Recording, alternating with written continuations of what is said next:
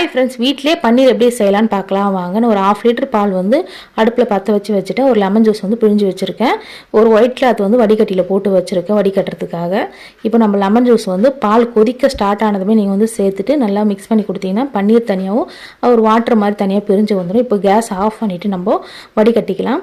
First இது வடிகட்டிட்டு புழிஞ்சிட்டு திரும்ப வந்து பார்த்தீங்கன்னா லைட்டாக புழிஞ்சிக்கும். அதுக்கப்புறம் வந்து பச்சை தண்ணியில் ஒரு வாட்டி வாஷ் பண்ணிக்கலாம். ஏன்னா அந்த லெமனோட புளிப்புலாம் இல்லாமல் அப்போ தான் வந்து பன்னீர் வந்து சூப்பராக கிடைக்கும்.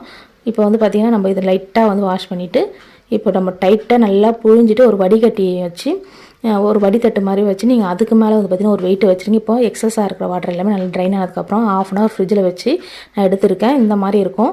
இப்போ நம்ம கட் பண்ணி பார்க்கலாம். அப்படியே கடையில் இருக்கிற மாதிரி வந்து பார்த்திங்கன்னா நல்லா சூப்பராக வந்துருந்தது, சாஃப்டாகவும் இருந்தது. குக் பண்ணி சாப்பிட்டு பார்த்தா செம்ம டேஸ்ட்டாக இருந்தது. நீங்களும் ஒரு வாட்டி ட்ரை பண்ணி பாருங்கள். 30 ரூபாயிலே எனக்கு வந்து பார்த்திங்கன்னா ஒரு 50 கிராம் அளவுக்கு பன்னீர் கிடச்சிது, அதுவும் ஹோம்மேடாக. இந்த வீடியோ பிடிச்சா மறக்காமல் சப்ஸ்கிரைப் பண்ணுங்கள் ஃப்ரெண்ட்ஸ். பை.